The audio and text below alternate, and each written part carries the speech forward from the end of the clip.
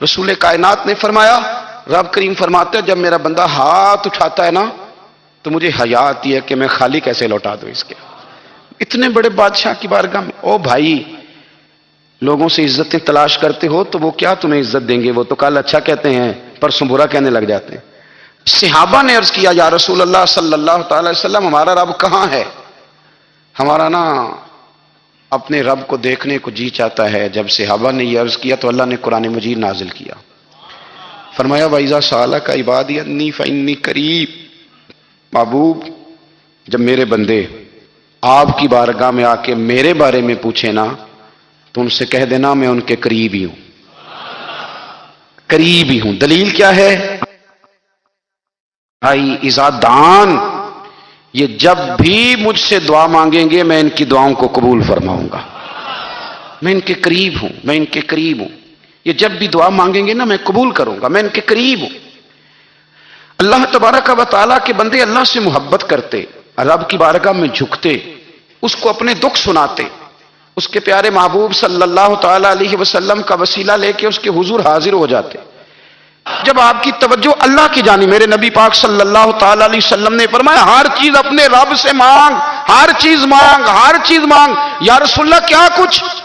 میرے محبوب نے فرمایا تیرے گھر میں نمک بھی ختم ہو جائے تو وہ بھی اپنے رب سے مانگا کر، تو مانگنا وہ تجھے دے گا، تو اس کی بارگاہ میں کشکول طلب دراز تو کرنا۔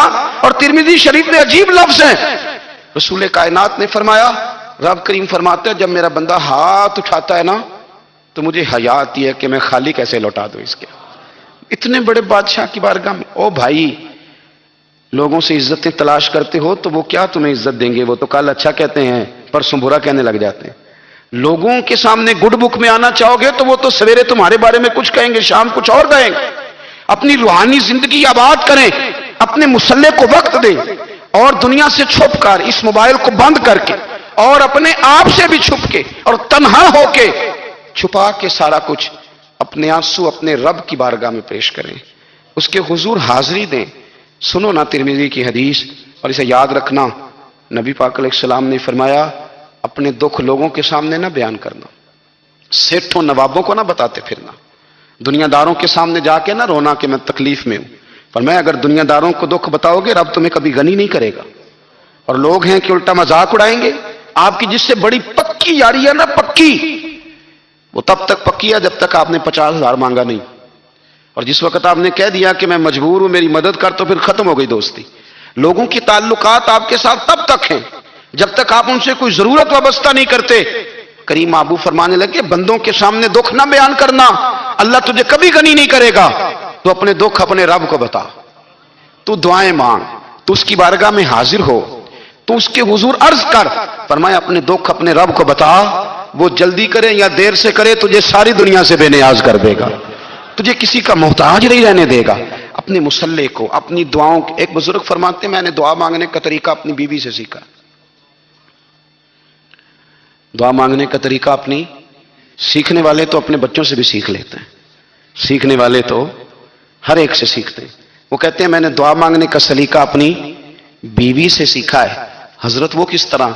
فرمانے لگے میری بیوی نے نا مجھے کوئی کام بتایا، کچھ پیسوں کی ضرورت کے لیے کہا، تو میں نے اسے کہا کہ بھئی ابھی میرے پاس نہیں ہے، کچھ دنوں میں آتے ہیں تو میں دے دوں گا۔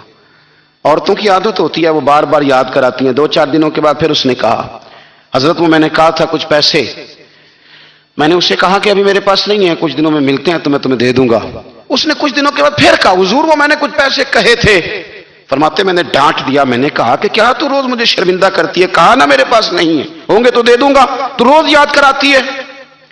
فرماتے ہیں اس نے پہلے تو میری ڈانٹ کو سہا، پھر میرے سخت جملوں نے اس کی آنکھوں میں آنسو پیدا کر دیے، پھر اس نے اپنے آنچل میں اپنے اس دکھ کو سمیٹا، اور پھر اس نے ایک جملہ کہا تو میں رو پڑا، اور مجھے اپنے رب سے مانگنے کا طریقہ آ گیا۔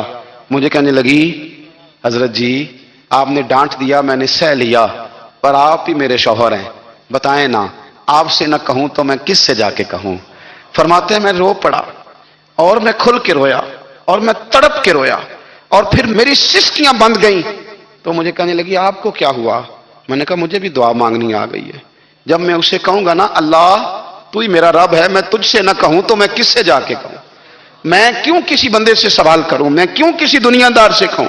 میں تیرے بندوں کا، نیک بندوں کا وسیلہ لے کے، تیرے محبوب کی غلامی لے کے تیری بارگاہ میں آئے، تجھ سے نہ مانگوں تو کس سے مانگوں؟ سمجھ آ گئی ہے، جب میں اس رنگ میں مانگوں گا تو پھر رب میرے اوپر بڑا ہی فضل فرمائے گا، وہ میرے اوپر بڑی رحمت کرے گا، وہ میرے لیے آسانیاں کرے گا۔ عزیز دوستو، ہم اس طرح کرنے لگ گئے ہیں کہ ہم نے نا اپنے تعلقات پر اعتماد کرنا شروع کر دیا ہے۔ میرے تعلقات بہت ہیں۔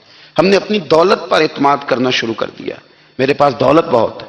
ہم نے اپنے علم پر، اپنی شہرت پر اعتماد کرنا شروع کر دیا کہ میرے پاس فلاں چیز بہت ہے۔ یاد رکھنا، جب بے نیاز اپنی صفت بے نیازی دکھاتا ہے تو بڑی بڑی دولتوں والے مجبور نظر آتے ہیں۔ بھائیو، جب انسان کا رشتہ اپنے مالک کے ساتھ ہوتا ہے پھر تو غم بھی کچھ نہیں کہتے، پریشانیاں بھی کچھ نہیں کہتی، پھر تو زندگی صبر والی، پھر تو زندگی توکل والی، پھر تو زندگی بھروسے والی، پھر انسان اپنے آپ کو رسوا نہیں کرتا، دنیا داروں سے امیدیں اس کی ختم ہو جاتی، امیدیں اللہ رسول سے لگا لیتا ہے، مضبوط ہو جاتا ہے، مضبوط، طاقتور ہو جاتا ہے، خوددار ہو جاتا ہے، باوقار باعزت ہو جاتا ہے۔ حضرت بہلول دانا رحمت اللہ علیہ بیٹھے تھے تو ہارون رشید حج کر کے آ رہا تھا، تو رستے میں حضرت شیخ سے ملاقات ہو گئی تو السلام علیکم کے بعد کہنے لگا، حضور کوئی حکم ہو تو بتائیے گا۔ تو حضرت بہلول دانا فرمانے لگے، تیرا رب کون ہے؟ اس نے کہا اللہ۔ تو فرمایا میرا کون ہے؟ کہا اللہ۔ فرمانے لگے تو بڑا ہی بیوقوف ہے، کیا تو یہ سمجھتا ہے کہ رب ہارون رشید کو تو دے گا اور بہلول دانا کو بھول جائے گا؟ تیرا بھی وہی رب ہے، میرا بھی وہی رب ہے، اس نے اگر تجھے دے کے آزمایا ہے تو ہو سکتا ہے مجھے نہ دے کے آزما رہا ہو، جب اس کی حکمت کے تقاضے ہوں گے تو عطا کرے گا اور دے گا، تو جا اپنا کام کر۔ بھائی، اپنی روحانی زندگی، اپنی عبادات، اپنے وظائف، اپنے روزمرہ کے معاملات، اپنی دعائیں، اپنا استغفار، دیکھو کوئی مشکل کام تو نہیں، 2 رکوع ہیں سورہ واقعہ کی، اگر رات کو پڑھ لی جائے تو۔ میں کس طرح یہ بات بیان کروں کہ تعویذ بانٹنا آسان ہے اور وظیفہ بتانا مشکل ہے؟ سارا دن تعویذ بانٹیں تو لوگ لینے کو تیار ہیں، اور اگر آپ وظیفہ بتائیں تو کہتے ہیں تو مشکل کام ہے۔ او خدا کے بندے، اگر آپ کا تعلق قرآن پاک کے ساتھ مضبوط ہو، قرآن پاک کے ساتھ اگر آپ کا رشتہ ہو، لوگ سفارشیں ڈھونڈتے ہیں نا دنیا میں، کوئی تعلق مل جائے تو میرا کام ہو جائے، دنیا میں اتنا مشکل معاملہ ہے، آخرت میں مجھے بتائیے گا کتنا مشکل معاملہ ہوگا۔ میرے نبی پاک صلی اللہ تعالی علیہ وسلم نے فرمایا، جو لوگ سورہ ملک پڑھا کرتے تھے نا، سورہ ملک، یہ سورت ملک قیامت میں ان کی سفارش کرے گی، اور اس طرح کرے گی کہ کہے گی اے اللہ یہاں اس بندے کو جنت میں داخل کر دے یا مجھے قرآن پاک سے علیحدہ کر دے، تو رب فرمائے گا جا اس کا دامن تھام کے اسے جنت تک پہنچایا۔ آپ بات کو سمجھیں، جب آپ کے تعلقات اپنے معاملات کے ساتھ مضبوط ہوں گے، یہ نبی کریم نے وعدہ کیا ہے کہ تو سورت واقعہ پڑھ، تیرے گھر میں فاقہ نہیں آئے گا۔ حضرت عبداللہ ابن مسعود رضی اللہ تعالیٰ عنہ بیمار تھے تو حضرت عثمان غنی رضی اللہ تعالیٰ عنہ تیمارداری کے لیے تشریف لے گئے اور جا کر کے کہا کہ آپ بڑے بیمار ہیں، آپ کی بیٹیاں زیادہ ہیں، میں چاہتا ہوں کہ خزانے میں سے کچھ مدد کروں۔ تو سیدنا عبداللہ ابن مسعود رضی اللہ تعالیٰ عنہ اٹھ کے بیٹھ گئے اور کہنے لگے، امیر المومنین، اللہ آپ کو میری طرف سے، میری بیٹیوں کی طرف سے بہتر صلہ دے، میری بیٹیوں کو کسی خزانے کی ضرورت نہیں، میں نے انہیں خزانہ دے دیا ہے۔ کہا جناب آپ نے کون سا خزانہ دیا ہے، میں آپ کے مالی معاملات کو جانتا ہوں۔ تو فرمانے لگے، امیر المومنین، میرے نبی کریم نے فرمایا ہے جو سورت واقعہ پڑھے اسے کبھی فاقہ نہیں آتا، میں نے بیٹیوں کو یاد کرا دی ہے، یہ خزانہ میں نے انہیں دے دیا ہے۔ وہ سارے والدین سنیں جو بیٹیوں کے لیے پریشان رہتے ہیں، حضرت عبداللہ ابن مسعود نصیحت کر رہے ہیں، فرمانے لگے میں نے سورت واقعہ یاد بھی کرا دی ہے، پڑھنے کی عادت بھی ڈال دی ہے۔ حضور نے فرمایا ہے جو سورت واقعہ پڑھے اسے فاقہ نہیں آتا۔ کہنے لگے چاند تو اپنی جگہ چھوڑ سکتا ہے، سورج گر سکتا ہے، تارے ٹوٹ سکتے ہیں، پر مدینے والے رسول کی بات غلط نہیں ہو سکتی۔ حضور نے فرمایا فاقہ نہیں آئے گا تو انشاءاللہ کبھی بھی نہیں آئے گا۔ کرنے کا کام یہ ہے کہ ہم اپنے معاملات، اپنی عبادات، اپنی دعائیں، کبھی 10 منٹ عادت ہو جائے نا دعا مانگنے کی علیحدہ سے رات کو۔ حضور نے فرمایا جو فرض نماز کے بعد دعا مانگے اللہ اس کی قبول کر لیتا ہے۔ نبی پاک صلی اللہ تعالی علیہ وسلم نے فرمایا اللہ مسافر کی دعا قبول فرماتا ہے۔ حضور نے فرمایا اللہ مظلوم کی دعا قبول فرماتا ہے۔ حضور نے فرمایا بیمار سے دعا کراؤ اللہ اس کی دعا قبول فرماتا ہے۔ میرے نبی پاک نے فرمایا ماں باپ جب بھی اولاد کے لیے ہاتھ اٹھائیں، ویسے تے بلے شاہ تو آسمانی اڈدیاں ہی پھڑ دیں، جڑا گھر بیٹھا انہوں بڑھیا ہی نہیں۔ حضور فرمانے لگے ماں باپ جب بھی اولاد کے لیے دعا فرمائیں اللہ ان کی دعا کو قبول کرتا ہے۔ آپ اپنا تعلق بنائیں، دعا کے ساتھ، عبادت کے ساتھ، مصلی کے ساتھ رشتہ بنائیں، استغفار پڑھیں۔ صلاح الدین ایوبی صلیبی جنگوں میں تھے، رات کو مسجد اقصی میں نماز پڑھی تو پریشان تھے۔ ایک بزرگ سے ملاقات ہوئی تو وہ کہنے لگے کہ آپ بڑے پریشان ہیں۔ کہنے لگے حضور پریشان اس لیے ہوں کہ پہلے ہی مسلمان کمزور ہے، اب میں نے سنا ہے دشمن کا ایک بحری بیڑا وہ جنگی سامان سے بھرا ہوا آ رہا ہے، تو اب ان کے پاس اور تلواریں اور نیزے آ جائیں گے، مسلمانوں کے پاس پہلے ہی وسائل کی کمی ہے، پریشان ہوں کس طرح کر کے مقابلہ کریں گے۔ یہ بات کہتے ہی صلاح الدین ایوبی نے بزرگوں سے کہا حضور آپ بھی دعا کرنا، دعا کی بڑی طاقت ہے۔ میرے نبی پاک نے فرمایا دعا مومن کا ہتھیار ہے، دعا مومن کا، دعا مومن کا۔ حضور نے فرمایا تقدیر کو سوائے دعا کے کوئی چیز نہیں بدل سکتی، دعا مومن کا ہتھیار ہے، یہ کافر کے پاس کوئی نہیں، یہ ہتھیار ہے مومن کا۔ اللہ کرے آپ کو سمجھ آئے، پھر سنیں، کئی بار کہہ چکا ہوں یہ ہتھیار ہے، کافر کے مقابلے میں جو تیرے پاس سب سے بڑا ہتھیار ہے وہ دعا ہے۔ دعائیں کرانی چھوڑ دی، کرنی چھوڑ دی، لینی چھوڑ دی۔ حضرت سیدنا انس بن مالک رضی اللہ تعالیٰ عنہ فرمایا کرتے تھے میں نے وہ رنگ دیکھا ہے جب حضور دعا مانگتے تھے اور حضور کی مقدس آنکھوں میں آنسو بھی ساتھ ہی بہا کرتے تھے، میں نے وہ انداز دیکھا ہے۔ تو صلاح الدین ایوبی بزرگ سے کہنے لگے آپ بھی دعا کیجیے، اور خود رونے لگے اور سر سجدے میں رکھ کے رونے لگے، اور عشاء سے لے کر فجر تک روئے، خوب روئے۔ صبح وہ بزرگ آئے تو صلاح الدین ایوبی کا خوبصورت اور ہنستا ہوا چہرہ دیکھا، کہنے لگے آپ بڑے خوش ہیں، رات تو میں نے بڑے روتے ہوئے دیکھا تھا۔ تو کہنے لگے حضور وہ جو بحری بیڑا آ رہا تھا نا وہ پانی میں ڈوب گیا ہے، اب وہ نہیں آ رہا، ابھی خبر آئی ہے تو میں بڑا خوش ہوں۔ حضور کہنے لگے اٹھ سینے سے لگ، اور سونے کے بعد وہ بحری بیڑا پانی میں نہیں ڈوبا، وہ تیرے آنسوؤں میں ڈوب گیا ہے۔ وہ جو تو رات رویا ہے نا رب کریم کی بارگاہ میں تو وہ ڈوب گیا ہے۔ بھائی اپنا مصلی کا، عبادت کا، وظائف کا، اللہ اللہ کا سلسلہ اس کو مضبوط کرے، اپنی دعاؤں کے تعلق کو مضبوط کرے۔ دعائیں بڑے انقلاب برپا کر دیتی ہیں۔ ہم تھوڑے تھوڑے نا جب سے خشک ہوئے ہیں نا، خشک، اور میری تو جماعت ہی صوفیاء کی جماعت تھی، ہم تو داتا علی اجمیری کی جماعت سے، ہم تو خواجہ اجمیری کی جماعت سے، ہم تو شیخ احمد فاروق سرہندی کی جماعت سے، ہم تو صوفیاء کی جماعت۔ ہماری جماعت نے بھی وہ تعلق جو ہمارے بزرگوں نے بنایا، بزرگ اللہ کے قریب کیسے جاتا ہے؟ تو ہمارے یہاں نا بہت سارے لوگ کہتے ہیں جی نظر ہو گئی تو کام ہو گیا۔ بھائی جو بخاری مسلم میں طریقہ ہے نا اللہ کا قرب پانے کا وہ تو نفل ہے۔ نبی کریم علیہ الصلوۃ والسلام نے فرمایا بندہ نفلوں کے ذریعے رب کے قریب جاتا ہے، اور اتنا قریب جاتا ہے کہ پھر اللہ اس کی زبان بن جاتا ہے، اللہ اس کی آنکھیں بن جاتا ہے، کان بن جاتا ہے، ہاتھ اور پیر بن جاتا ہے۔ تو یہ تو عبادت ہے، یہ تو اللہ کی بارگاہ کی حاضری ہے جو آپ کو اللہ کے قریب کرے گی۔ تو اپنے نماز کو اہمیت دے کے ادا کریں، نمازیں موبائل بند کر کے ادا کریں۔ لیکن نا کچھ لوگ کہتے ہیں مجھے ٹائم نہیں ملتا نماز کا، تو میں کہتا ہوں یہ آپ نے بڑی جرت کی بات کی ہے۔ مجھے کو میرا پیر بھائی کہہ دینا میرے پاس ٹائم نہیں آپ کو ملنے کا، تو میں کہتا ہوں آج کے بعد آنا ہی نہ۔ تو کیا سمجھتا ہے تو وہ بڑا آدمی ہے، تیرے پاس ٹائم نہیں ہے اور ہمیں ملنے کا ٹائم، موج کر۔ تو آپ نے اللہ رسول کو کہہ دیا ٹائم نہیں۔ اور عجیب فلسفہ ہے نا، کہا جائے نماز پڑھنے آؤ تو کہتے ہیں کپڑے ٹھیک نہیں، اور کہا جائے کہ آؤ ذرا دعوت پہ چلیں تو کہتے ہیں ایک منٹ ٹھہر میں کپڑے بدل کے آیا۔ نماز کے لیے کہا تو کہتا ٹھیک نہیں، دعوت کے لیے کہا تو کہتا میں ذرا تیاری کر لوں، یوں جانا مناسب نہیں۔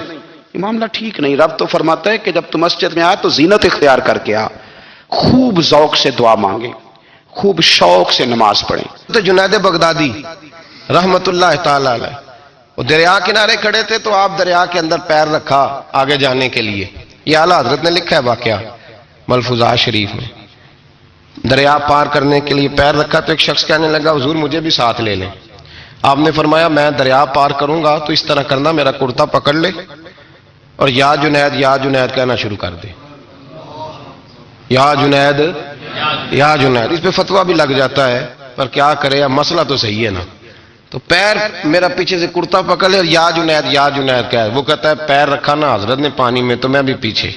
تو حضرت جنید بغدادی کیا کہتے ہیں یا رحمان یا اللہ، یا رحمان یا اللہ، وہ خود یہ پڑھ رہے ہیں اور مجھے لگایا یا جنید پہ۔ کہتے ہیں دریا میں وہ بھی چلنے لگے تو میں بھی، یوں لگا جیسے پکے فرش پہ چل رہے ہیں۔ کہتے ہیں تھوڑا سا گزرا تو میں نے کہا بابا خود یا رحمان یا اللہ کہہ رہا ہے اور مجھے یا جنید پہ لگایا ہوا ہے، تو چلو میں بھی یا رحمان یا اللہ پڑھتا ہوں۔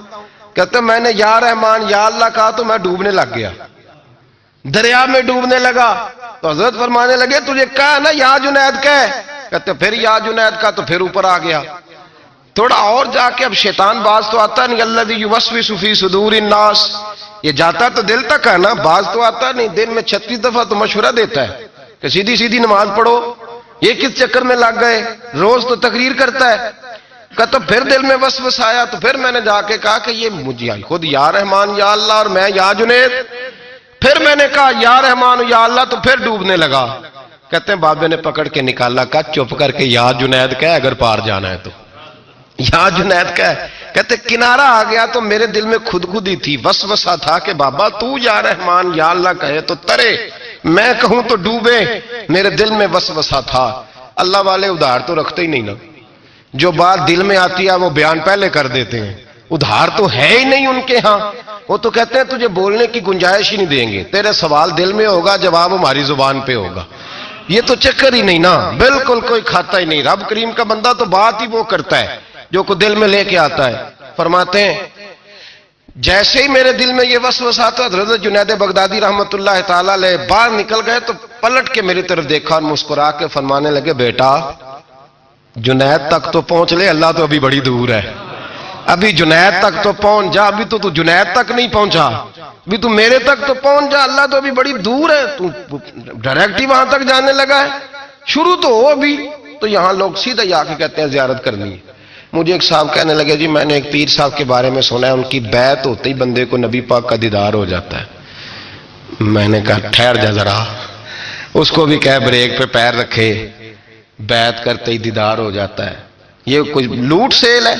زندگی گزر جاتی ہے انسان کی، مر جاتا ہے، اور جس کو حضور کا دیدار ہو پھر بچ جائے، پھر قائم رہے، پھر اس کی زندگی نہ بدلے، پھر اس کا دنیا سے کوئی تعلق رہ جائے. یہ پوچھ ابو بکر صدیق سے جنہیں دیدار ہوا تھا. جب دیدار ہوا تو یار رہا ہے، باقی کوئی شے بھی نہیں رہی، پھر محبوب رہے اور کچھ بھی نہیں بچتا. تو وہ کس طرح کا ہے جو دیدار بھی کراتا ہے اور پھر کہتا جاؤ دکان بھی کھول لو جا کے؟ یہ کیسی بات ہے؟ وہ ایک منزل ہے، وہ اپنی جگہ پہ آ کے آتی ہے. اور یہی بہتر ہے کہ پردوں میں وہ پردہ پوش رہے. وہ اگر پردے اٹھا دے تو کسے ہوش رہے، پھر مشکل ہو جاتا ہے معاملہ، مشکل ہو جاتا ہے. تو بھائی یاد رکھیں، قربانی دینا سیکھیں، اظہار کرنا سیکھیں اور صفر سے شروع کریں. زندگی میں ہم لینے کے چکر میں پڑ جاتے ہیں تو نقصان اٹھاتے ہیں. عقل کے گھوڑے کم دوڑائیں، محبت کے ساتھ عمل زیادہ کریں، دماغ کا استعمال کم کریں اور عمل زیادہ کریں، زیادہ عمل کریں. ورنہ شیطان تو نماز بھی نہیں پڑھنے دے گا. وہ تو کہے گا کہ جناب چلو ٹھیک ہے اللہ نے معاف ہی کر دینا ہے نا. وہ تو کچھ بھی نہیں کرنے دے گا. دماغ کا استعمال کم کریں اور عمل زیادہ کریں، جد و جہد زیادہ کریں، اظہار کریں، قربانی کریں. اپنی زندگی میں کریں، کسی کے لیے کچھ اظہار کریں، کسی کو کچھ دیں. یہ جو ہم اولاد کے لیے قربانی دیتے ہیں نا، تو یہ قربانی نہیں ہوتی، یہ لالچ ہوتا ہے، یہ سودا ہے. پتہ ہے آپ کو، یہ سودا ہے. ہم بچپن میں ان کی خدمت کریں گے، یہ بڑھاپے میں ہماری خدمت کریں گے. تو یہ تو تجارت ہے، یہ کوئی اصول نہیں. میرے بچے بڑے ہو گئے تو مجھے خیر صلاح، یہ تجارت ہے بھائی، یہ تجارت ہے، یہ قربانی نہیں، تو تجارت ہے. یہ آپ جو کر رہے ہیں یہ تو کمیٹی ڈال رہے ہیں آپ. اور چونکہ نیت یہ ہوتی ہے خدمت کی، تو پھر نصیب والوں کو خدمت ملتی ہے، قسمت والوں کو ملتی ہے. ورنہ بچے کہتے ہیں ابا جی ٹھیک ہے آپ نے ہماری خدمت کی تو سارے کرتے ہیں، آپ نے کو نوکی تھوڑی کی ہے چھٹی. آپ وہاں بیٹھیں، چائے ملے گی وقت پہ پہنچے گی، لیکن آپ مداخلت نہ کریں کسی چیز کے اندر، تجارت نہ کریں، اظہار کریں، قربانی کریں. ہمارے صوفیاء یہ کہتے ہیں اولاد سے بھی توقع نہ کرو خدمت کی، نہ توقع کرو، بس یہ کہو کہ میرا رب مجھے بڑھاپے. دیکھیں نا نبی پاک صلی اللہ علیہ وسلم نے دعا مانگی، اے اللہ ارذل العمر ہونے سے بچا، عمر کے اس حصے سے بچا جس میں دوسروں پر انسان بوجھ بن جاتا ہے. دعا مانگی. تو یہ لالچ بھی نہ کبھی زندگی میں رکھیں کہ میری فلاں آدمی خدمت کرے گا، یہ لالچ بھی برا ہے، اس پر بھی توجہ نہ کریں. اپنی دنیا آپ پیدا کر اگر زندوں میں ہے، سر آدم ہے، ضمیر کن فکاں ہے زندگی. یاد رکھیں، ہوش آنے سے لے کر اپنا یہ ذہن بنا لیں کہ میں آج سے اپنے آپ کو خود چلاؤں گا، میں سایہ دوں گا. بھکاری مان کے کبھی کسی سے سہارا مانگوں گا نہیں، سہارا دیں، کسی کے لیے قربانی دیں. اظہار کریں، جدوجہد کریں. جو چیز آپ کے بس میں ہے وہ تو ہے، جو بس میں نہیں اس میں بھی کوشش کرنے کی آپ کوشش کریں، تگ و دو کریں. قربانی سے انسان سنور جاتا ہے، بن جاتا ہے. اللہ تبارک و تعالی ہمیں سنورنے اور بن جانے کی توفیق عطا فرمائے. اور میرے نبی پاک صلی اللہ تعالی علیہ وسلم نے فرمایا میرے مومن کا معاملہ بڑا عجیب ہے، اللہ اسے نعمت دے تو یہ شکر کر کے اجر پا لیتا ہے، اور اگر اللہ تبارک و تعالی اس پر کوئی آزمائش ڈالے تو یہ صبر کر کے اجر پا لیتا ہے. اپنے تمام معاملات کو اپنے اللہ تبارک و تعالی کی جانب رکھا جائے. اگر اللہ تعالیٰ صحت دے، عافیت دے، تندرستی دے تو یہ اس کا کرم ہے. اگر کسی موقع پر وہ بیمار کر دے، کسی جگہ انسان کے وجود میں کمزوری اور ضعف آ جائے تو حضور علیہ الصلوۃ والسلام کی حدیث ہمیں بتاتی ہے یہ بھی گناہوں کی معافی کا ذریعہ ہے، اس سے بھی انسان کی خطائیں معاف ہوتی ہیں. تو یہ بھی اللہ تبارک و تعالیٰ کی حکمت کا تقاضا ہے. اب اگر انسان کے پاس صحت ہو، تندرستی ہو تو پھر وہ اکڑ کر بات کرے، کبھی بیمار ہو جائے تو پھر اس کی زبان پہ شکوے آئیں، تو اس کا مطلب یہ ہے کہ اس نے اس معاملے میں بھی اپنے آپ پر چیزیں طاری کر لی، اپنے آپ کو اپنے اللہ کے سپرد نہیں کیا. اگر وہ رب کریم کے سپرد کر دے گا تو بہار ہو یا خزاں اس کی زبان پہ لا الہ الا اللہ ہی جاری رہے گا. زندگی کی مشکلات آسان ہوتی دکھائی دیں گی، سفر کو وہ صعوبتوں والا نہیں آسانیوں والا محسوس کرے گا. حضرت سیدنا ایوب علیہ نبینا علیہ الصلوۃ والسلام علیل ہو گئے. آپ کی اہلیہ نے آپ کی خدمت میں عرض کی حضور آپ اللہ کے نبی ہیں، پیغمبر ہیں، 16 سال سے آپ بیمار ہیں، اللہ کی حضور دعا کریں وہ آپ کو شفا دے. بڑی ہی خوبصورت بات ارشاد فرمائی. اللہ کے انبیاء ہر وقت اپنے آپ کو سپرد کیا ہوا نا اللہ تعالیٰ کے. سوچوں کا مرکز ہی اللہ کی ذات ہے، اس کی رضا پر ہی ہر وقت توجہ مرکوز رہتی ہے. وہ کس طرح راضی ہوگا، کس طرح کرم فرمائے گا، یہی ہر وقت ذہن کے اندر بات رہتی ہے. حضرت ایوب علی نبینا علیہ الصلوۃ والسلام ارشاد فرمانے لگے او بھلی مانس یہ بتا صحت کتنی دیر رہی؟ کہا 60 سال. فرمایا بیماری کو کتنی دیر ہو گئی؟ کہا 16 سال. فرمانے لگے ذرا بیماری کو بھی 60 ہو لینے دے پھر دعا کر لوں گا. یہ کیا بات ہوئی کہ اتنا عرصہ اللہ نے شفا دی اور ابھی چند سال گزرے ہیں تو میں اضطراب کا شکار ہو جاؤں، میں کوئی ایسی بات کروں جس سے کوئی محسوس کرے کہ شکوے کا پہلو ہے. اللہ کے پیغمبر تربیت فرما رہے ہیں. جب آپ کی زبان نے اطہر سے یہ جملے نکلے تو اللہ نے شفا عطا فرما دی.